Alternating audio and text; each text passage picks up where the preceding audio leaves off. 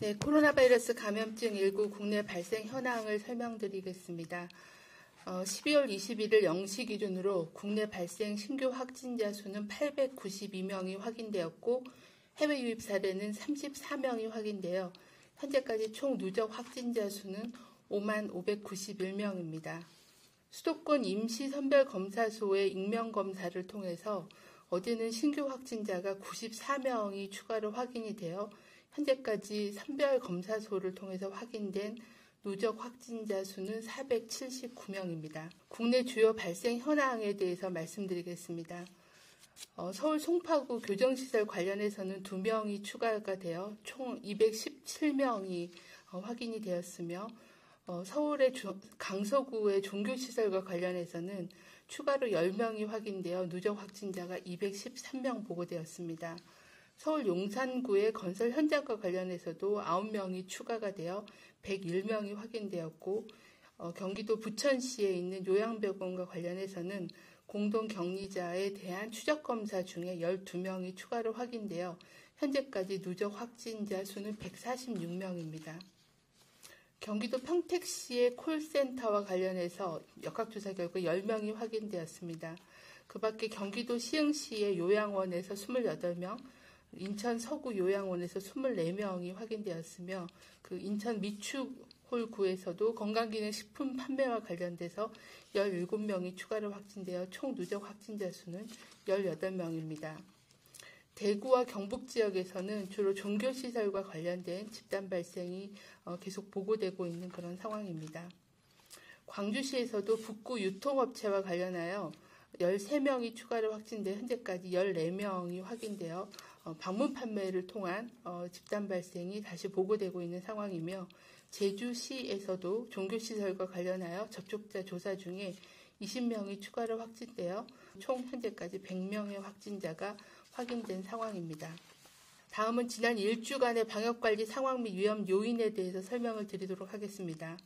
국내 발생 확진자는 최근 일주간 일일 평균 949명으로 직전 일주보다 287.3명이 증가했고 한 달 전에 대비해서는 2배 이상이 급증하였습니다.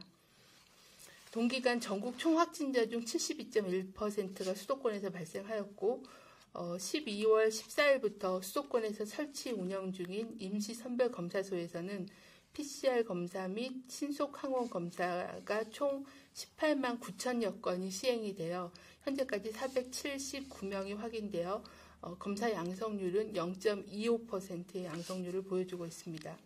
지난 일주간의 감염 경로를 살펴보면 선행 확진자하고의 접촉이 40.7%로 가장 많았으며 집단 발생 관련이 17.4%, 병원 및 요양시설이 9.2%였습니다. 선행 확진자하고의 관계가 가족인 경우가 38.2%, 그리고 지인인 경우가 8.5%, 그리고 직장 동료 등이 7.6%로 가족, 지인, 동료 간의 접촉으로 인한 확진자 발생이 많은 것을 알 수 있습니다.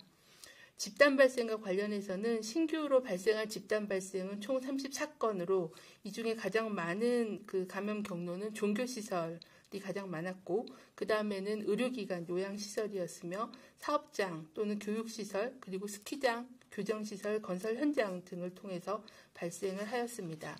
요양병원 등 감염 취약시설의 코로나19 예방관리 강화를 위해서 행정명령을 통해 종사자 등에 대한 주기적인 선제검사를 의무화하고 종사자와 시설 관리자에 대한 방역수칙 준수를 강화하고자 합니다. 12월 21일부터 감염 취약시설의 모든 종사자 등에 대한 주기적인 선제검사의 검사 주기가 수도권은 2주에서 1주, 비수도권은 4주에서 2주로 단축하여 운영됩니다.